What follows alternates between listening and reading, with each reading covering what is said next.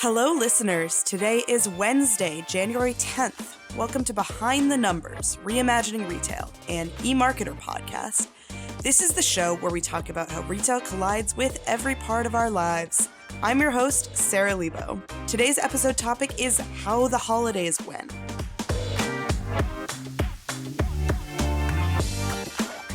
But first, let's meet today's guests. We have back the same people who have been discussing the holidays with me all of last year.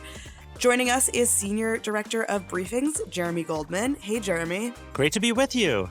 And also with us is Senior Analyst Zak Stambor. Hey, Zak. Hey, Sarah. Hey, Jeremy. Happy not holidays to both of you. Happy end of holidays. Let's get started with Free Sample.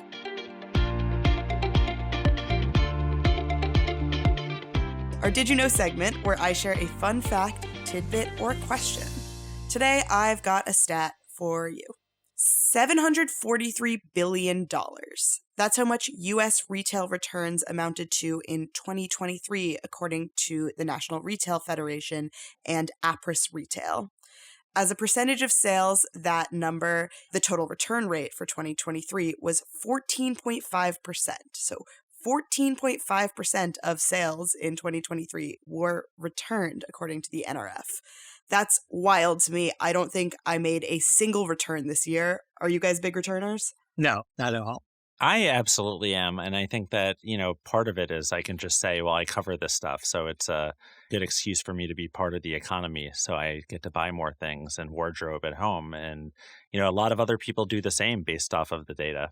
So, Jeremy, are you a bracketer? You're buying things and returning things that don't fit? Oh, very much. Yeah. I think when in doubt, especially if you got to think about it, a lot of people are, let's face it, kind of gaining weight more than losing it over the holiday season. So I always think there's a chance that I've gone up a size and therefore I'm just going to buy the stuff. And frankly, with some companies, especially households, get used to just returning a ton of stuff, particularly to places that they order from frequently, like Amazon. And it gets built into the cost structure of these companies. Okay, you heard it here. As your prices go up and your free returns go away, you can blame Jeremy Goldman. Now it's time for our next segment, Retell Me This, Retell Me That, where we discuss an interesting retail topic. Today's topic, as I mentioned before, is how the holidays went. It's January. The holiday season is over, depending on who you ask. But I've decided it's over, and I'm ready to move on. But not before we have one final discussion for how the holiday season really went. We made a bunch of predictions. Tell me, how did the holiday retail season actually shake out? So the numbers are still flowing in, but by and large, despite lingering inflation, despite relatively sluggish consumer confidence and shrinking excess savings, people still pulled out their wallets and spent. And you can look at various different numbers that have come out, whether it's the November Commerce Department numbers where retail sales were up 4.1% year over year, or the MasterCard Spending Pulse data that tracks spending from November 1st to December 24th, which had a 3.1% gain, or the Adobe e-commerce sales data over the final 2 months of the year, which had online sales up 4.9% year over year. But by and large, there's a clear trend, which was a relatively strong, but not far from spectacular holiday season. Yeah.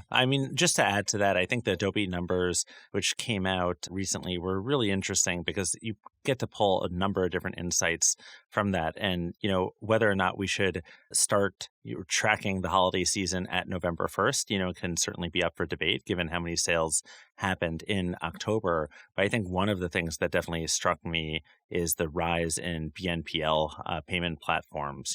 That's something that continues to go up, which does make you think, is there a ceiling? Is there a certain point where people stop putting things on credit and, buying through BNPL, and then those forms of commerce just dry up over time? So I think that that's kind of probably going to be a problem for another day. But those numbers were really interesting to watch this year.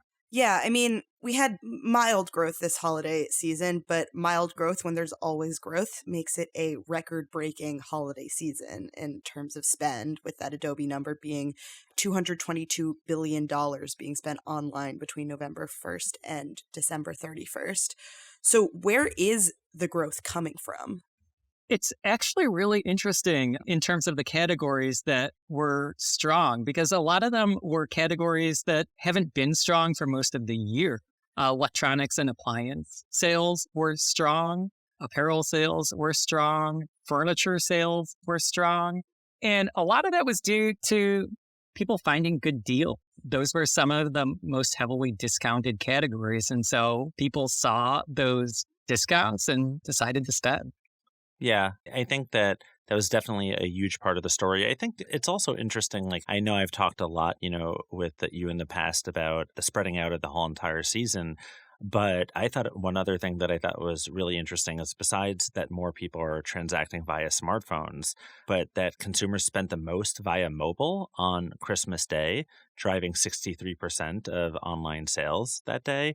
And it just kind of goes to show that not everybody is buying other people, Christmas presents. They more so get in the spirit of purchasing, even if it's after, when you would kind of think that the spending would start to slow down. Yeah, I bought a lamp on my phone on Christmas Day because I was bored and I remembered I needed a lamp. So I'm definitely contributing to those furniture, e-commerce, Christmas Day mobile sales. Yeah, mobile shopping has just become the norm for so many consumers. This year, for the first time, Adobe reported that mobile shopping outpaced desktop shopping. And it even outpaced what I thought was a fairly aggressive projection of 49.6% share of online sales. So I think you're far from alone, Sarah, in pulling out your phone and just spending, because the experience has become really good. Yeah, I mean, this is a conversation that we could talk about forever, but I do find myself more and more pulling out my phone to make a purchase. I bought plane tickets the other day and I looked them up online, but then I actually made the purchase through the app on my phone because that's where the Delta app lives and that's the easiest place for me to make the purchase. So obviously, plane tickets are separate, but yeah, definitely seeing that behavior in myself. And Sarah, to your point, I think a lot of brands and retailers have noticed that it really pays to have a really strong omni-channel experience, and it almost doesn't matter necessarily which channel, if it's mobile or desktop, gets credit for the sale, because people are also doing the same thing almost in reverse, using the Amazon app to add things to their cart. And then, remember later, by the way, I forgot to check out, and then checking out from desktop at home. If you can have a really strong unified experience, and the same thing goes with online and offline, right? If you can go into a store and essentially have bookmarked a number of different things, and then to be able to find them seamlessly in store, retailers are realizing that that's the type of experience that it, winds up paying for itself over time. Speaking of customer experience, for the past year, we've been seeing headlines mentioning a vibe session. Essentially, the economy has felt bad. Products feel expensive, spending feels risky. It feels like there may be a recession, but there isn't actually a recession, or there hasn't been one. Bloomberg columnist Connor Sen wrote in December that we're finally shaking off those vibe session feelings. So my question for both of you is, are we out of the vibe session?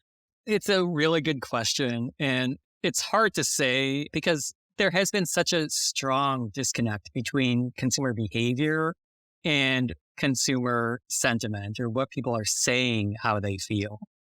If you look at what they're doing, they've been spending all along. I mean, what we have seen over the course of the last year is the American consumer has been incredibly resilient. Third quarter GDP growth was incredibly strong. It's probably going to slow a bit in Q4, but all in all, it's still strong, and it's an election year. And so there's going to be a lot of vibes flowing out from both sides of the aisle. Both sides of the vibe aisle? Yeah. And so there's a segment of consumers who are always going to feel bad when the opposite side of the aisle is in power. So I don't know how much it's going to change, but I think people will continue to spend. Just throw something else in there. I'm curious what you guys think, but there is the survey of consumers from University of Michigan that we look at Go pretty Blue. frequently. Yeah. And, the consumer sentiment for December was 13.7% up month over month, 16.6% up year over year. And then the index of consumer expectations, which is a little bit different, was actually up 18.7% month over month, 12.3% up year over year. So when you look at those three different metrics and each one of them is up over 10%, that tells you something. That tells you that there is, a lot of, good vibes that are still around. But yeah, I think there is a lot of trepidation about what the second half of the year might look like too. So people are cautiously optimistic. And a lot of the marketers that we speak to are also cautiously optimistic. A lot of data suggests that they are going to be spending more to reach consumers and to build their retail presence in the year ahead. One reason for that uptick in December, I think, is gas prices in particular. Gas prices have such a huge impact on how people feel, and gas prices are pretty low right now. That said, two of the other reasons that people haven't been feeling great, I think, are unlikely to resolve themselves. And that's, it's just become so difficult to afford to buy a car and to buy a house. And that's a bad feeling when you just feel as though you can't get a new car, you can't buy a house. And that's unlikely to change this year, even as the Fed is likely to cut interest rates. Yeah, Zach, you also mentioned to me that restaurant spend is outpacing inflation. I feel like that's a good indicator that the vibes are kind of good. Restaurants feel good vibes to me. I think there are a lot of factors that could shake that up in January. COVID, for example, is really high right now. That might be a hit on restaurants, or it might not be. But I do think that that's contributing to our vibe meter here.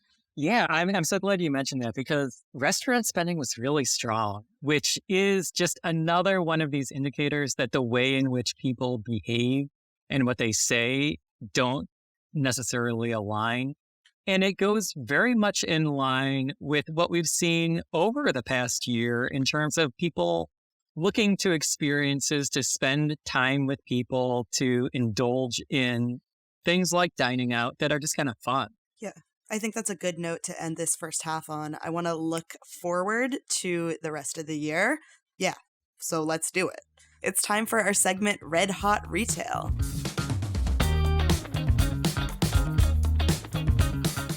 This is our guest's opportunity to give us their very specific and potentially risky predictions on a topic. The predictions could be mild, medium, spicy, or extra hot. So, Zach and Jeremy, I've asked you both to make approximately 1 million holiday 2023 predictions so far. Today, I'm asking you both to make the first two predictions our listeners will hear for the 2024 holiday season. That's right, we're already kicking it off. I also want to hear two things that you would like to see this holiday season. I know we're 9 months out, and this is an impossible task, 10 months out, depending on who you ask. But I don't care. Tell me what's in store for holidays 2024. Let's start off with predictions. Zach, what is your first spice level and first prediction? Yeah, so my spice level, I just looked up the Scoville scale, and I think this is like a habanero. It's like kind of middle of the road. Like it's spicy, but it's not like super spicy. So I think the presidential election is going to have a major impact on holiday sales. Let's not look to 2020 because that was such a weird year. But if you look back to the 2015 and 2016 holiday seasons, you saw a huge increase in terms of growth rate. In 2015, holiday sales grew just 2%. A year later, when Trump was elected, holiday sales rose 4.1%. And I think a lot of that spending was people, a sizable segment of the population feeling like the election of Donald Trump was the end of the world, so we might as well just spend like it. And I think this time around, no matter who wins, there's going to be a sizable segment of the population that's going to feel like this is the end of the world, so we might as well spend like it. And so I think the presidential election is going to impact how consumers spend.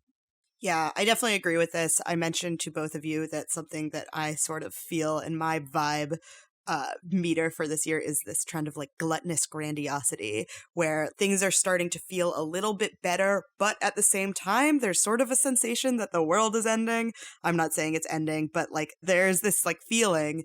And I think that as a result, people are spending. Jeremy, what is your spice level and prediction?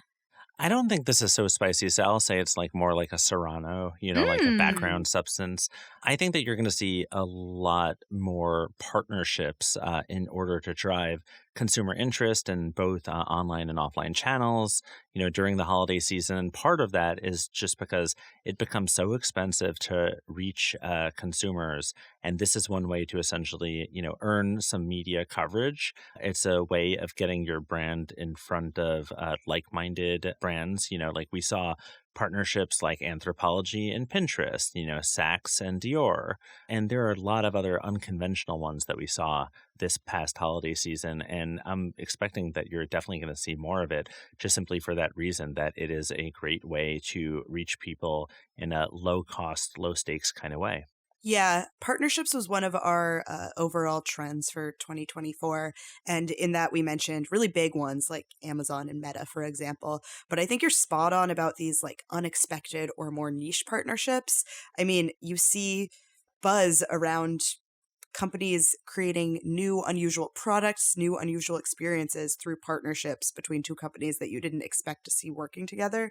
McDonald's and Crocs is the most obvious one that I can think of. I think that's the kind of thing that we're going to keep seeing. Moving on to things you would like to see this holiday season, but I'm going to make you guys assign a spice level to these also because I like it when you guys name peppers for me. So, Zach, give me a spice level and something you'd like to see this holiday season. I'm gonna tone it down a bit. Go to a just a jalapeno. Okay. So I'd like to see better personalized offers. I recently saw some survey results that just 44% of consumers who received tailored offers said that those offers were actually relevant to their needs. And it doesn't surprise me just based on my own experience. A lot of the time that you get personalized offers or tailored discounts or whatnot, it just doesn't align with what it is that you actually want or need. And there are a lot of reasons for that, largely just because most retailers have a narrow view of who you are, what you want, what you like. And so hopefully this holiday season, retailers find ways to better understand what it is that consumers want and deliver more finely tuned discounts and offers. That makes sense. I mean, as retail media ad spend goes up, as AI improves, this seems like the next logical step is personalized offers. Absolutely. Okay, Jeremy, give me a spice level and something you would like to see this holiday season. I think that this is maybe a little bit, it's higher than a habanero. So there's a red Savina habanero, which is not quite at the chocolate level, but or ghost pepper, but it's like a little bit higher up there. That seems really spicy. It is, but I mean, it depends who you are. Like I can Mm. handle, I don't mean to brag, but, one time we'll have like an actual hot pepper. We'll do like hot ones. We'll eat them on air. Oh, let's do that. Let's do that. And we'll record it. Okay. And we will post it on YouTube. No, but in all seriousness, I will say that there will be a lot of brick and mortar retailers that will just not lean into necessarily the experiential aspects of their retail, and they will just watch their stores die a slow death or blame it on organized, retail crime rings, even though that was far overblown, as we all know. And I think that there's going to be, what I'd like to see at least, is it leaning into the experiential aspects of stores, doing more loss leaders and gift with purchases, compelling things that actually made the channel stand out from the crowd. And you have to look at it about the fact that you have this big physical infrastructure, leverage it as best you can. You see retailers like Target using their, stores as distribution centers because they're trying to maximize the potential of that physical location. And you can do the same thing in front of the scenes by creating some excitement in store and giving people a reason to go. If you don't do that, then obviously more and more will start to move towards e-commerce, which is great for some players, but it's also going to be eating into your overall margins if you can't maximize your brick and mortar presence. I think you're right, because akin to something Blake said on a recent episode, maybe our last one, this is also a content creation opportunity, right? When you make events, you are making a space where creators or average shoppers can make content with the potential to go viral or even somewhat viral on TikTok. And that becomes an omni-channel e-commerce opportunity in itself. It becomes native advertising in itself. So it's not just this in-store we're also investing in it. We're investing in in-store that turns into content creation opportunities, that turns into either paid advertising if they put paid money behind it, or into e-commerce, and it sort of fulfills this cycle. Amen. Okay, well, that is all we have time for today, so I'm officially calling it the end of this holiday season. Thank you so much for joining me this holiday season, Zak. Yeah, thanks for having me. And thank you for spending these holidays with me, Jeremy. It was great to be with you both. Please give us a rating and review wherever you listen to podcasts, and follow us on Instagram at Insider Intelligence. Thank you to our listeners and to Victoria, who edits the podcast, turning every episode into a vibes session. But like vibes, plural, space, session. Like a session for vibes. I can assure our listeners that Zak and Jeremy are laughing on mute. We'll be back next Wednesday with another episode of Reimagining Retail and eMarketer podcast. And tomorrow, join Marcus for another episode of the Behind the Numbers Daily.